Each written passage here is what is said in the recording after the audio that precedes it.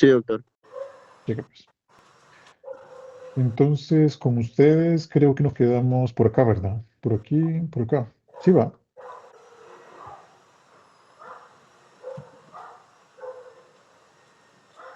Ok. Les expliqué sobre el efecto Bohr. No.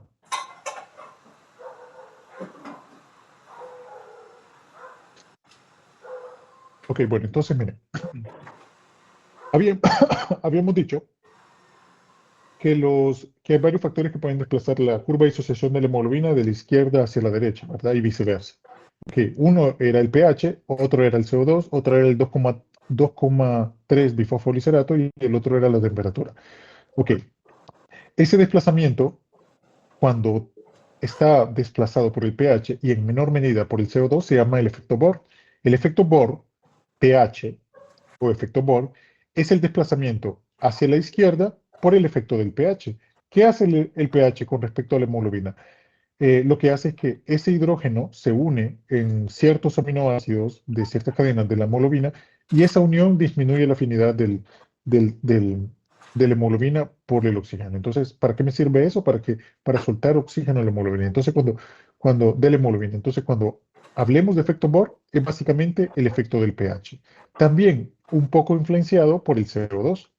Ok, no sé si esto lo mismo lo vimos con ustedes, pero aquí teníamos. Miren, diferentes concentraciones de CO2, 61, 40 y 26. Y aquí la misma concentración de CO2, pero teníamos distinto pH. Miren el efecto combinado del CO2 y el pH. Cuando el CO2 es alto y el pH es bajo, 7,2, lo normal es de 7,35 a 7,45 y de CO2 lo normal es de 35 a 45. Lo normal es de 35 a 45, entonces miren, el efecto combinado de este CO2 con el pH desplaza considerablemente la curva de disociación de la hemoglobina de la izquierda hacia la derecha. ¿Qué va a suceder? ¿Qué va a pasar con esto? Va a disminuir la afinidad del oxígeno por la hemoglobina. ¿Ok? Y cuando el efecto solo está determinado por el pH, el CO2 bajo un mismo CO2 constante, el desplazamiento es menor. Si ustedes se fijan, la amplitud de la gráfica con respecto a una y otra, o sea, la distancia, más que todo, la distancia de una gráfica de la raya verde con la raya azul, de la gráfica de la izquierda, de la derecha, perdón, con la de la izquierda, es diferente. Hay más desplazamiento cuando el efecto combinado del CO2 y el pH, pero el efecto Bohr se define básicamente por el pH. Ok, pero el pH tiene que ver con el CO2 también. ¿Por qué?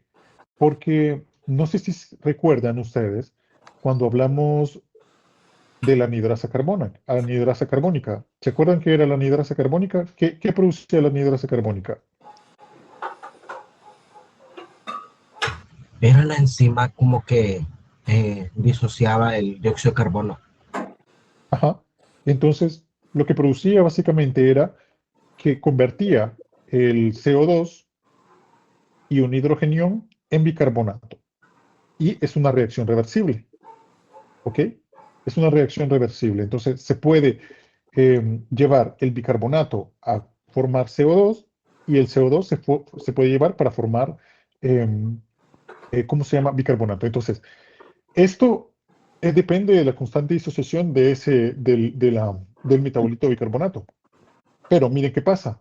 Si yo desplazo la curva de disociación, perdón, si yo desplazo el equilibrio, cambio la concentración de bicarbonato hacia la formación de CO2, ese CO2 me va a producir también hidrogeniones, porque al disociarse el bicarbonato en hidrogeniones solo y en CO2, ese hidrogenión va a disminuir el pH y esa disminución del pH también va a producir un desplazamiento de la curva de disociación de la hemoglobina hacia la derecha. Y el aumento de CO2 también va a producir un aumento de la disociación, una curva un desplazamiento de la curva de disociación de la hemoglobina hacia la derecha. Ok.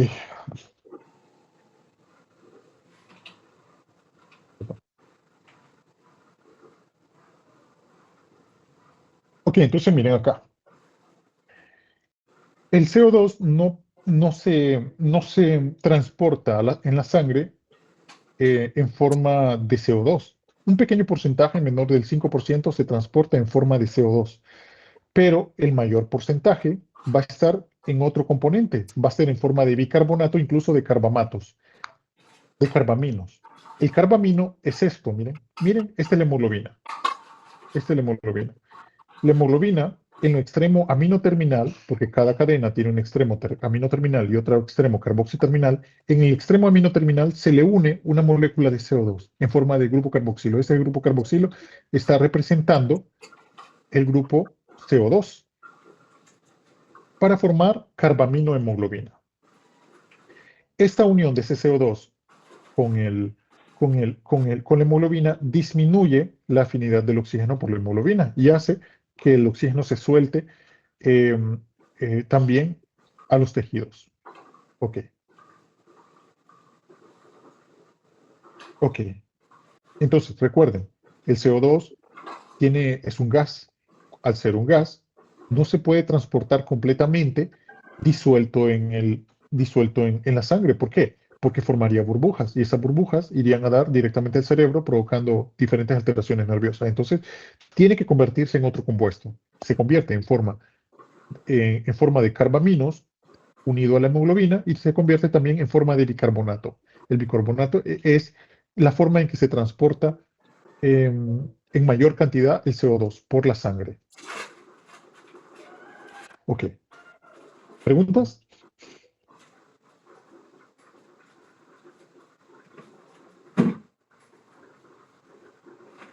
No, doctor. No, doctor.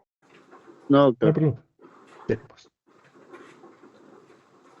Ahora, miren este metabolito, el 2,3 bifosfoliserato. Vimos que el 2,3 bifosfoliserato es una vía alterna de la glucólisis, pero solo produce ese metabolito como para fines alostéricos, similares a los efectos alostéricos. Sí, es un efecto alostérico.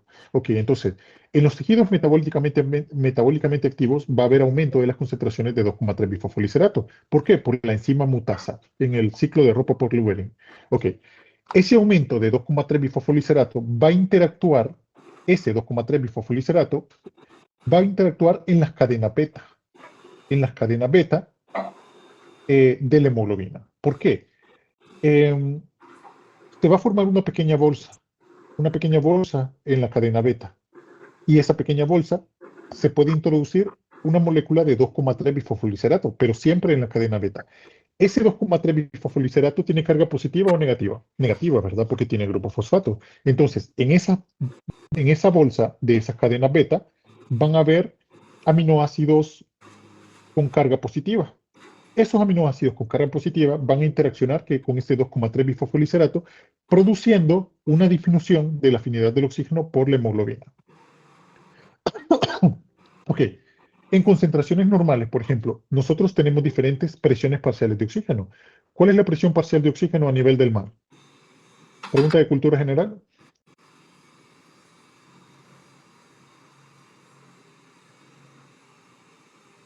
¿Ah?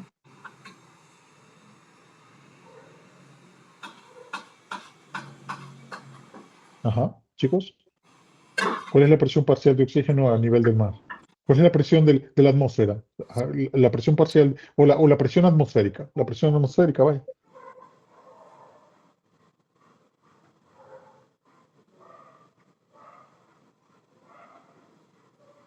Una atmósfera. O Una atmósfera es igual a ¿cuánto? A 720 milímetros de mercurio, ¿verdad? Ok, entonces, si es igual a 720 milímetros de mercurio multiplicado por el 21% de oxígeno, multiplicado por el 21% de oxígeno, entonces ese es el efecto de esa presión parcial de oxígeno con respecto al aire ambiente. O sea, ¿cómo así? Por ejemplo, la hemoglobina normal se puede saturar de oxígeno y esa saturación de oxígeno tiene mucho que ver con esa presión atmosférica. A altitudes elevadas, la presión de oxígeno ya no es de la presión del aire ya no es de 320 milímetros de mercurio o una atmósfera, sino que puede disminuir hasta 650 en altitudes elevadas. Esas altitudes elevadas conllevan a una hipoxia crónica. Esa hipoxia crónica va a aumentar los niveles de 2,3 bifosfoliserato. de lo normal que hay a nivel del mar. Nuestra concentración de 2,3 bifosfoliserato a nivel del mar es aproximadamente 5 milimoles, pero a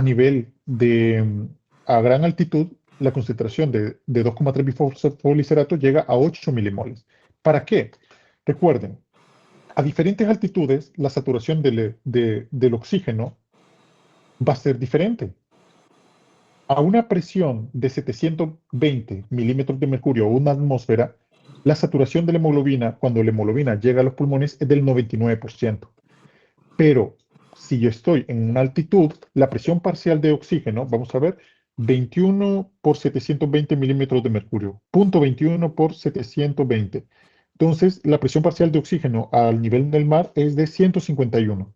Ok, digamos que a nivel del Monte Everest, em, a nivel del Monte Everest es la presión parcial de oxígeno disminuye a 600 o a 600, vaya, 600, entonces 600 por punto 21, la, conce- la presión parcial de oxígeno es de 126 milímetros de mercurio. Aquí hay otros factores que intervienen, por ejemplo, la humedad del aire. Cada vez que nosotros respiramos, ese aire se humidifica. Entonces, esa humidificación llega al 100%. Entonces, disminuye la presión parcial de oxígeno cuando el aire llega a los pulmones. Entonces, cuando la presión parcial de oxígeno disminuye por estar en altitudes elevadas, la hemoglobina, por ejemplo, se puede saturar un 95%, vaya, ya no es 99%, sino que un 95%. Significa que yo voy a extraer menos oxígeno cuando esa hemoglobina saturada a 95% llegue a los tejidos. Si antes el porcentaje de saturación era en un 25%, ahora a una misma concentración de FiO2, de presión parcial en los tejidos, ese porcentaje de saturación va a llegar a 20. Entonces ya no son 25%, sino que solo es 20%. ¿Por qué? Por el menor nivel de saturación de oxígeno con la hemoglobina por estar en una altitud elevada. ¿Cómo resuelve eso el cuerpo? Lo resuelve con altas concentraciones de 2,3 bifosfoliserato. Entonces, como este metabolito se produce por la hipoxia, entonces, y a nivel hipóxico solo puede funcionar en su mayor parte la glucólisis. La glucólisis va a estar aumentada. ¿Por qué? Porque el ciclo de Krebs va a disminuir hasta cierto punto. ¿Por qué? Porque hay ciertas condiciones de hipoxia. Entonces, al aumentar la glucólisis, se va a producir altas concentraciones de 2,3 bifosfoliserato. Las concentraciones elevadas de 2,3 bifosfoliserato llegan a niveles de las alturas en mi organismo a 8 milimoles. Esos 8 milimoles van a producir disminución de la afinidad del oxígeno con la hemoglobina. Por lo tanto, van a desplazar la curva de disociación de la hemoglobina hacia la derecha. Por lo tanto, si antes solo extraía el 20% porque estaba muy alto a nivel del mar, entonces ahora voy a extraer otra vez el 25%, casi lo normal. Esta es una forma de compensación rápida para que el cuerpo se aclimate de forma rápida en las alturas. Esta es una forma rápida porque la glucólisis funciona de forma rápida. Posteriormente, la hipoxia crónica que va a provocar mayores niveles de glóbulos rojos. Esos glóbulos rojos van a transportar más oxígeno y esta es una forma compensatoria, pero más tardía. Ok, si yo soy un turista que voy allá, digamos, al Monte Everest, no le da tiempo a mi organismo eh, de producir, ¿cómo se llama? Glóbulos rojos.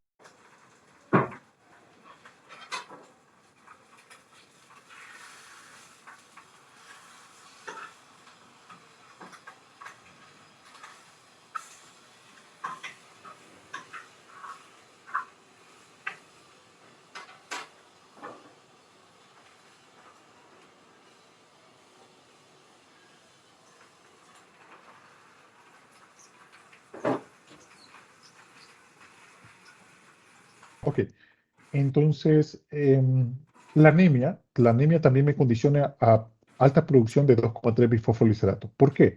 Porque eh, si la hemoglobina disminuye a 8 gramos, esos 8 gramos se compensan, o sea, no se compensan directamente, sino que lo que hace el organismo es que aumenta la circulación aumenta la frecuencia cardíaca, eso aumenta los requerimientos de oxígeno, produce hipoxia, y esa hipoxia aumenta los niveles de 2,3 bifosfoliserato. Ok, entre otras cosas. Acuérdense, pregunta de examen. El 2,3 bifosfoliserato se une a la cadena beta, pero no interactúa de manera covalente, sino que actúa mediante interacciones electrostáticas negativo y positivo. O sea, no es una unión covalente, sino que es una interacción básicos con cargas negativas del 2,3 bifosfoliserato, porque el grupo fosfato es de carga negativa. Ok. Entonces, si les pregunto, por ejemplo, ¿cuál es el primer metabolito para la aclimatación que compensa la aclimatación de altas altitudes? El 2,3 bifosfoliserato. Es imprescindible. ¿Preguntas? No, pero No, ¿Puedes repetir lo que dijo de que el 2,3 se une a la cadena, pero a la cadena beta, Ok, pero no hace ok. qué? El 2,3 bifosfoliserato no se une covalentemente, sino que estabiliza el estado tenso. Entonces, se introduce solo en las cadenas beta, pero cuando se forma una pequeña bolsa dentro de la cadena beta. Entonces, al formarse la bolsa, se introduce una molécula de 2,3 bifosfoliserato y esa introducción del 2,3 bifosfoliserato disminuye la afinidad del oxígeno por la hemoglobina. Cheque. Acuérdense que es diferente cómo el CO2 interacciona con la hemoglobina, porque el CO2 sí forma grupos carbamino con la hemoglobina, sí se une covalentemente, ¿ok? Pero ninguno de estos metabolitos se une a su sitio activo, que es el hierro, ¿ok? Sino que lo hacen el 2,3 bifosfoliserato como en una bolsa molecular y el CO2 en forma de carbamino directamente en la región amino terminal, ¿ok? ¿Preguntas?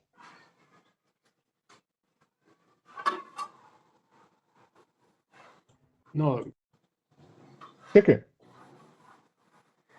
sí. Ok, va pues. Ok, y esta es la forma en que se transporta el dióxido de carbono a través de la sangre. El 90% o el mayor porcentaje va a ser en forma de bicarbonato. Sé que se puede transportar en forma de bicarbonato a nivel sanguíneo y a nivel del glóbulo rojo. Solo un pequeño porcentaje se transporta a nivel del CO2. ¿Por qué? Y un pequeño porcentaje se transporta a nivel de compuestos carbamino. Esto varía de acuerdo a la literatura, pero por lo que ya les dije, porque el CO2 si se transporta en su forma gaseosa, formaría burbujas y esas burbujas irían a dar en la parte más alta de nuestro cuerpo, que es el cerebro. Ok, este esquema es el más importante. Observen aquí. Aquí está ocurriendo el efecto Bohr de la curva de disociación de la hemoglobina. Aquí está ocurriendo el transporte de CO2 desde los tejidos, desde los capilares, desde los tejidos hacia los capilares sanguíneos que tienen la hemoglobina. Entonces, miren, ¿dónde hay mayor CO2? El mayor CO2 está en los tejidos porque hay alta producción por la respiración celular, el ciclo de Krebs y todo eso.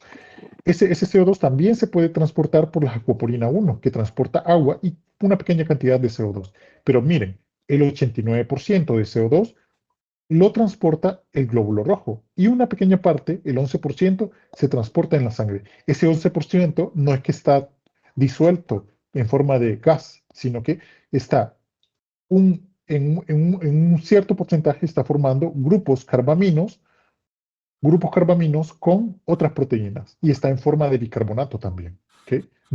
Solo una pequeña porcentaje de ese 11% se transporta disuelto, muy pequeño porcentaje. Y dentro del glóbulo rojo, el 64% del 89% se transporta en forma de bicarbonato. Entonces, miren acá.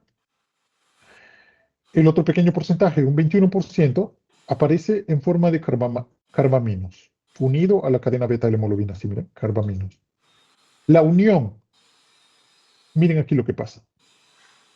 Esta anhidrasa carbónica, por unas cuestiones de equilibrios, puede producir CO2 o puede producir bicarbonato.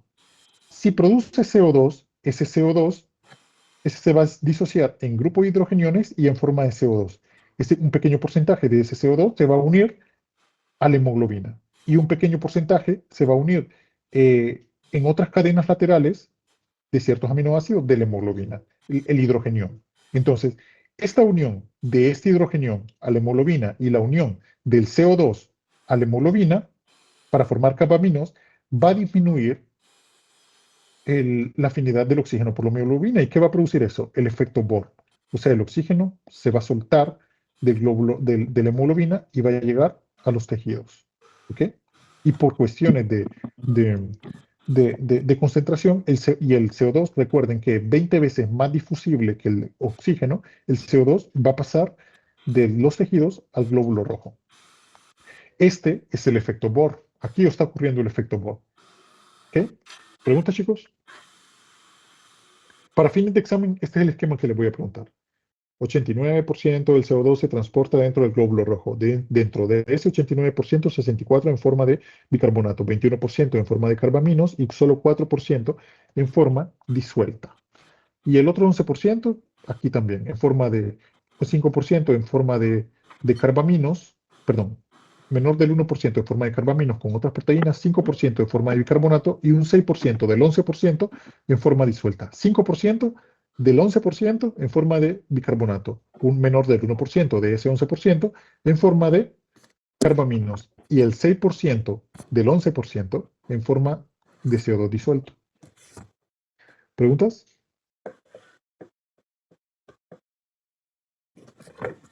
¿Podría repetir eso? Ok.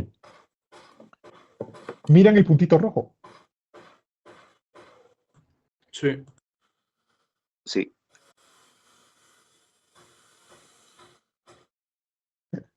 Listo.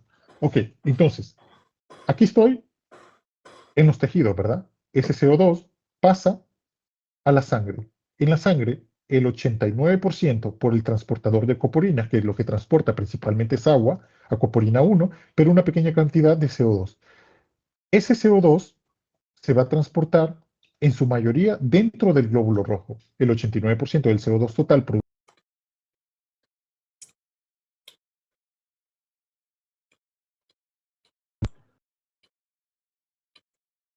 Se le apagó el Doctor, micrófono. apagó el Ahorita, micrófono. ya. El otro por ciento restante en forma, el otro por ciento, el 11% restante en el plasma. Ok, perfecto. Del 89%, el 64% del 89% que está dentro del glóbulo rojo, que es el glóbulo rojo, perdón, se va a convertir en bicarbonato. El 21% del 89% se va a unir en forma de grupos carbamino.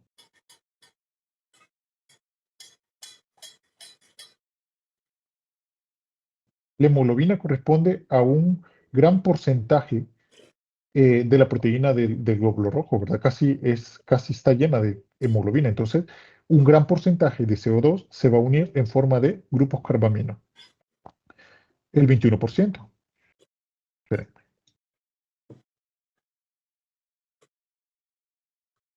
Ok, déjenme quitar eso. Ahí está.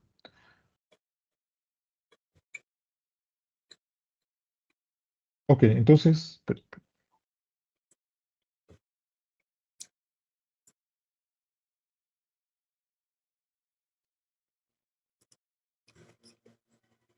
ok. El 21% en forma de carbamino. Pero aquí ocurre algo. Ese CO2 unido a la hemoglobina va a desplazar la curva de disociación de la hemoglobina hacia la derecha. Aquí va a ocurrir el efecto Bohr. Por la anhidrasa carbónica, el bicarbonato que esté presente aquí puede disociarse en forma de CO2 e hidrogenión. El hidrogenión producido también se va a unir a la hemoglobina. Aquí, esta es la forma. Aquí, mire. La hemoglobina protonada. Esta hemoglobina protonada disminuye la asociación de la hemoglobina con el oxígeno y pasa el oxígeno de aquí a acá. ¿Ok? Esto ocurre para disminuir, para que acuérdense que este no es por gradiente, el oxígeno no se transporta por gradiente, sino que depende de la unión del oxígeno con la hemoglobina, porque si esta hemoglobina tuviera una unión o una afinidad del 100%, aunque aquí hubiera 0% de oxígeno en los tejidos, nunca se transportara, nunca se disociara la hemoglobina del oxígeno. Entonces, depende de mecanismos que hagan que suelte el oxígeno de la hemoglobina. ¿Sí me entienden? Porque a pesar de que sí hay un gradiente de concentración, pero el transporte, la disociación de la hemoglobina con el oxígeno no ocurre por un cambio de gradiente de concentración. ¿Sí me entendieron o no me entendieron? Esa parte. Sí, sí. ¿Alguien tiene alguna pregunta? ¿Puedo volver a explicar esa parte, por favor? Ok, vamos a ver.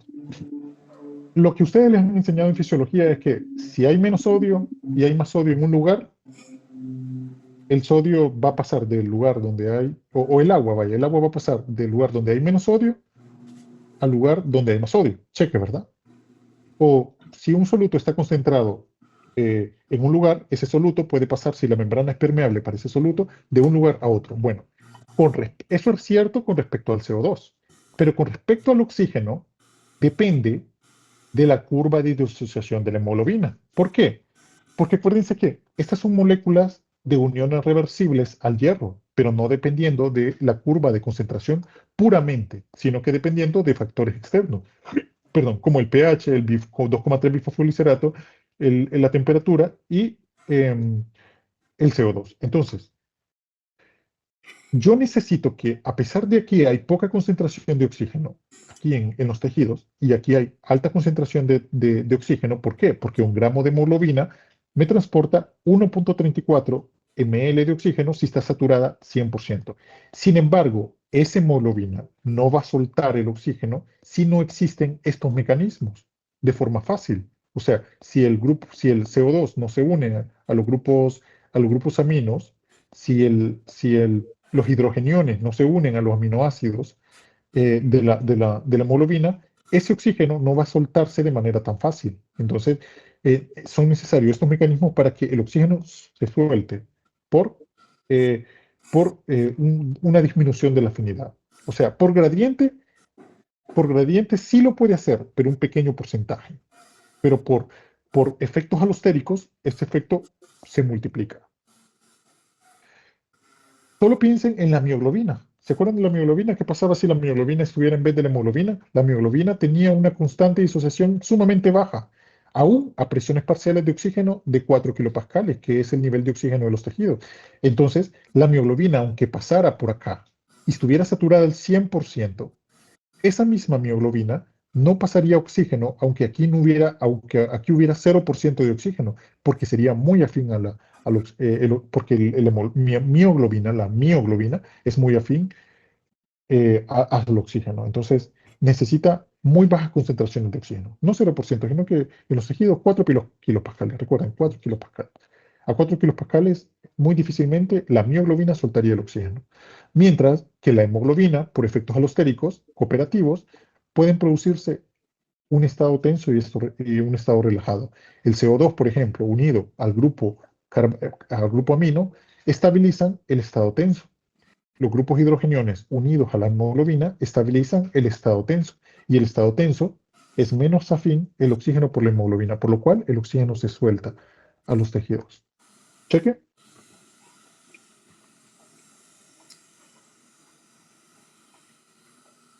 ¿Preguntas?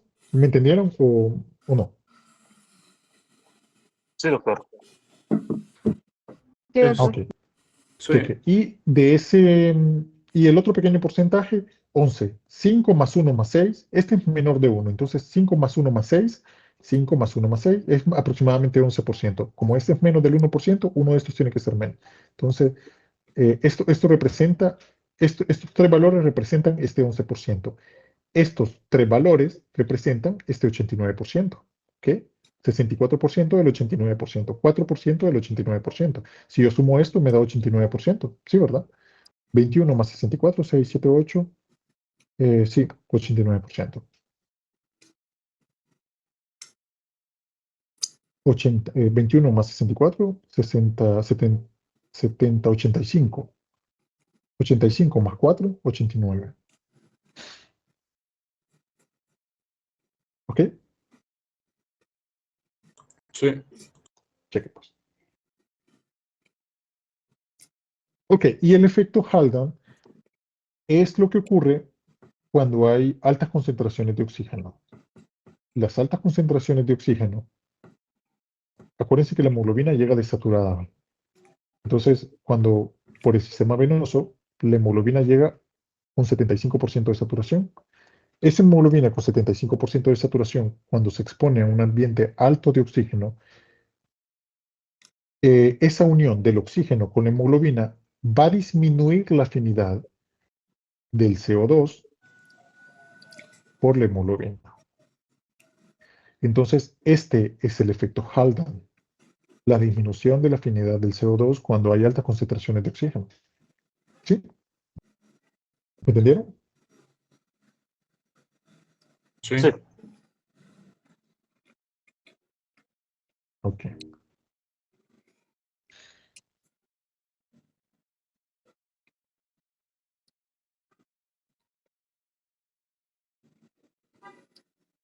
Ok, y aquí está, miren. Esto es lo que pasa acá. Aquí, esto significa una disminución de la afinidad de la curva de sucesión de la hemoglobina por el CO2 en altas concentraciones de oxígeno al 97%. Entonces, esa unión del oxígeno va a hacer que se suelten esos CO2 que están unidos en forma de grupos carbamino. Ok. Y ese es el efecto Haldane. Pregunta de examen ustedes. Efecto Bohr y efecto Haldane. Ok, entonces aquí terminamos la parte de curva de disociación de la hemoglobina. ¿Tienen alguna pregunta? La temperatura ya la vimos, el pH ya lo vimos, 2,3 bifosfoliserato también, y el CO2. Ok. Estos también son trastornos del transporte de oxígeno por la hemoglobina. ¿Se acuerdan que la anemia de célula falciforme era un cambio de la posición 6 de la cadena beta? La cadena beta era una sustitución de un glutamato por una valina. Entonces, normalmente en la posición 6 de la cadena beta hay un glutamato. El glutamato tiene carga negativa. Y en la mutación, el cambio de ese aminoácido por una valina. La valina es un aminoácido neutro. Entonces, miren qué pasa con este aminoácido neutro. En condiciones de pH elevado, o sea, pH normal 7.35, 7.45, la hemoglobina, esta hemoglobina S, ese cambio en la posición 6, esa valina ahora pasa a ser llamada hemoglobina S. Ese único aminoácido que se cambió, valina por glutamina, pasa a llamarse hemoglobina S. Esa hemoglobina S lo que me produce es que cuando bajan las concentraciones de pH y cuando aumenta el estrés oxidativo en esa célula, este aminoácido de la posición 6 de la cadena beta es un aminoácido bastante superficial en la cadena beta. No está sepultado dentro de la cadena beta, sino que es bastante superficial. Entonces, a pH bajos se va a comportar como con algo de hidrofobicidad. Y si se comporta como que si fuera un aminoácido hidrofóbico porque bajó el pH, ¿qué tiende a hacer los componentes hidrofóbicos cuando están en contacto con componentes hidrofílicos? ¿Alguien que me recuerde? Se repelen. Se repelen y se agrupan los componentes hidrofóbicos. ¿Sí, verdad? ¿Se acuerdan que se agrupaban? Sí, doctor. Ajá, bueno, las cadenas apolares de los lípidos de membrana se tratan de agrupar. Ok, entonces, estos aminoácidos que ahora que ahora bajo un pH bajo, se comportan como que si fueran hidrofóbicos, se agrupan, pero se agrupan en forma polimérica y forman cadenas largas de hemoglobina. Entonces, a pH bajos, lo que voy a ver, porque se polimeriza la hemoglobina, se une como que si fuera una cadena de perlas, así se une, tratando de esconder la hidrofobicidad de la valina a pH bajo. Entonces, esta cadena polimérica genera estas formas alteradas de los glóbulos rojos en forma de hoz. Miren.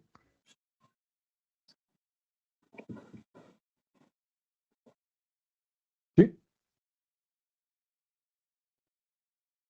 Sí, ¿verdad? Esta es una glóbulo rojo esta es una microscopía de glóbulos rojos normales y esta es una microscopía de glóbulos rojos con hemoglobina S. Entonces, aquí estas formas poliméricas de hemoglobina causaron que el glóbulo rojo se alargue. Entonces, al alargarse, pierde su flexibilidad y este glóbulo rojo se rompe. ¿Qué me produce eso? Disminución de los niveles de hemoglobina, pero me produce una resistencia a la anemia, a la anemia, a la malaria, perdón. Me produce una resistencia a la malaria, porque el parásito intracelular, como explota el glóbulo rojo, no sobrevive. Entonces, mire qué pasa. Si este eritrocito que ahora tiene forma alargada pasa por un capilar, ¿qué va a pasar en ese capilar? ¿Lo va a obstruir o se va a destruir el glóbulo rojo? Por lo tanto, la vida media de esos glóbulos rojos va a disminuir. En los pacientes con anemia de células falciformes, la hemoglobina ronda aproximadamente los 8 gramos por decilitro. Ustedes, si les hago un hemograma, tienen de 14 a 16 gramos por decilitro. Pero en estos pacientes lo normal es 8. Y van a estar, como esos glóbulos rojos se van a estar eliminando porque se está hemolizando, entonces el contenido se va a liberar a la sangre. Ese contenido, la hemoglobina, es tóxica para el riñón. Entonces, hay una proteína que se llama aptoglobina.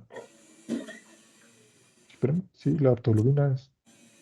Aptoglobina, no.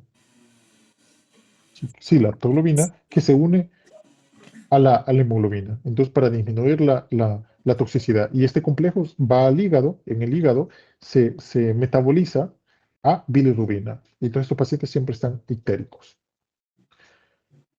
Ok, vamos a ver. Pero esta polimerización de la hemoglobina solo ocurre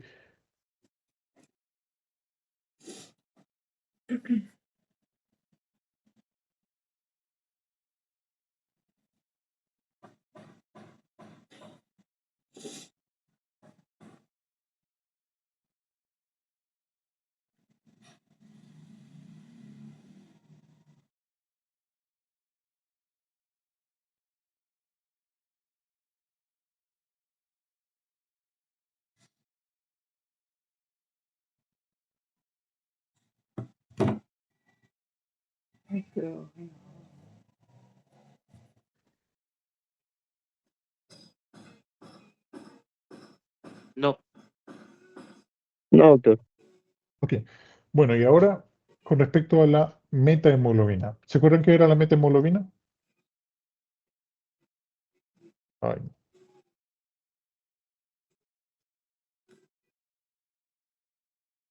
¿me escuchan? Sí. sí, doctor. Ok. ¿Se acuerdan qué era la metahemoglobina?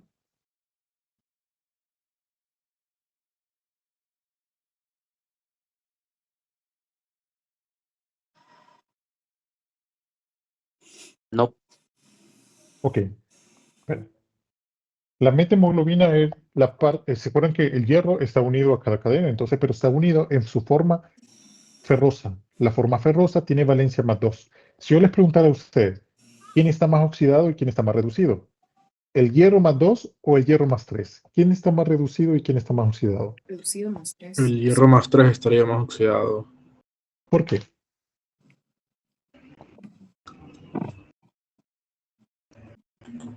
Porque tiene menos electrones.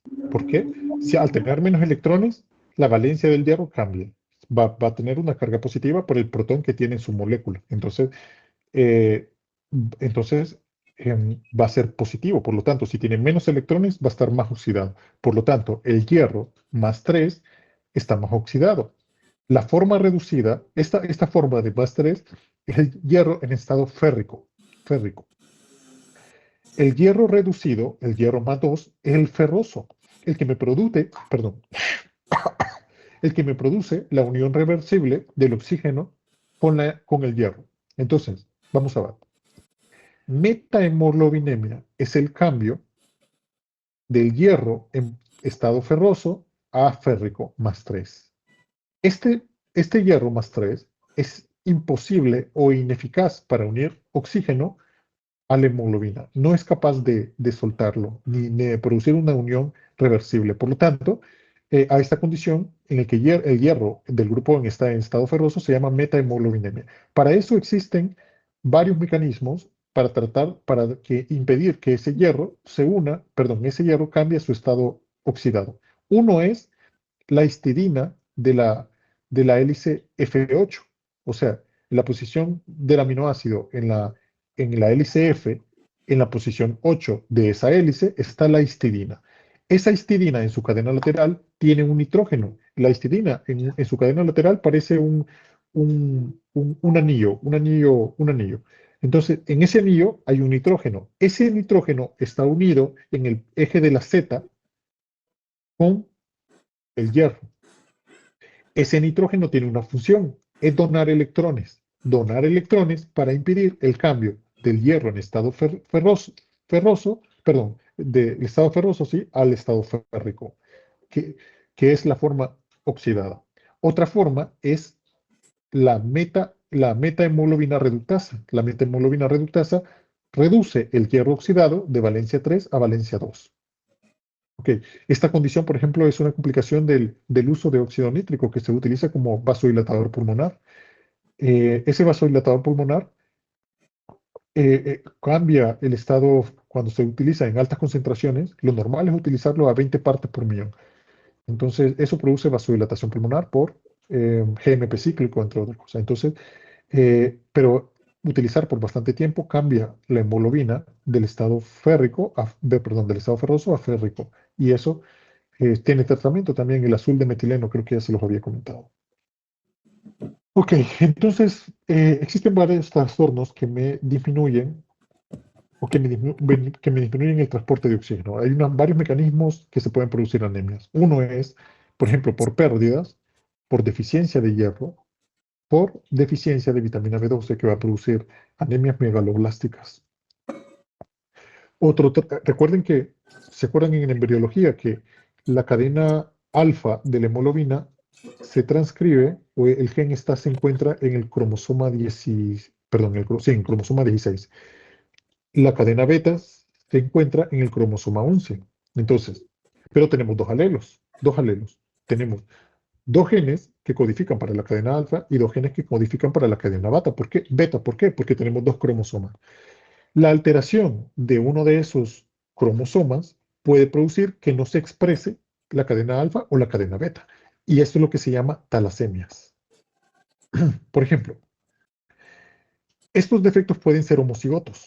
Si yo tuviera un defecto homocigoto en el cual los dos alelos de los dos cromosomas, por ejemplo, de los dos cromosomas 16, donde se encuentre el gen que codifica la cadena alfa, estén alterados, no va a haber producción de cadenas alfas. Entonces, lo que produce es una anemia severa y el paciente ni siquiera nace, sino que muere de un hidrofetal, se llama.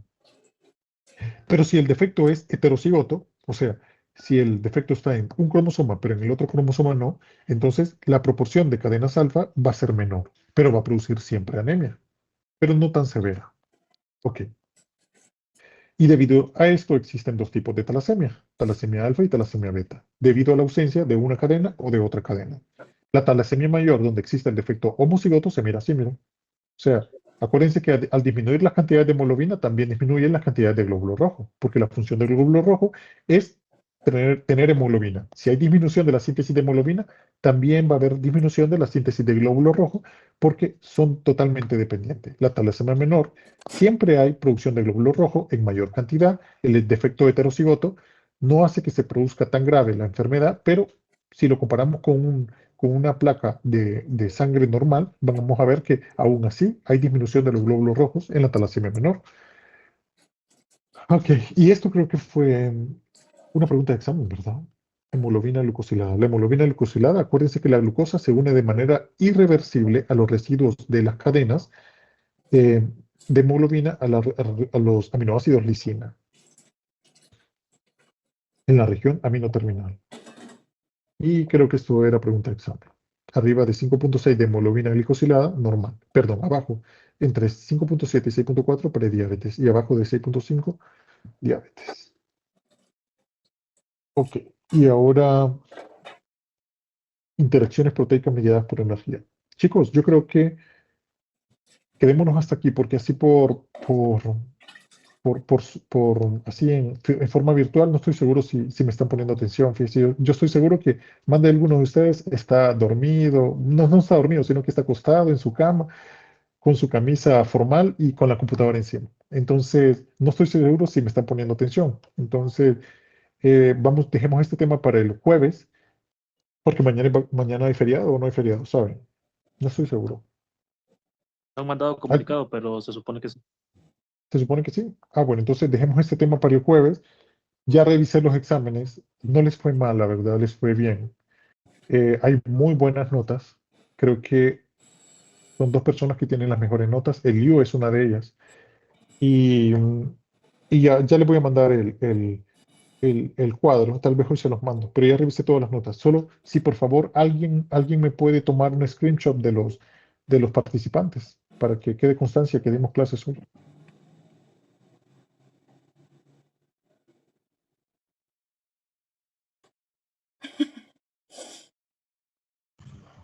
Ahorita voy a tomar la screenshot y Sí, otra me la pregunta, mandan. doctor. Dígame.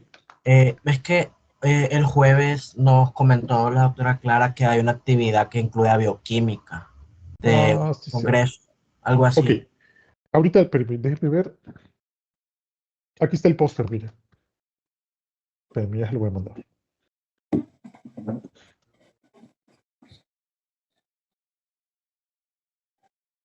Y la doctora Clara dio clases hoy o ayer. Sí, Y el doctor Camilo Sí, también. también. Ok. Es que yo no di clases ayer pensando que hoy ya íbamos a estar normal, pero, miro que no. Bueno, aquí les voy a mandar, espérenme, bioquímica de las 9 y bioquímica de las 7. Ahí está el comunicado.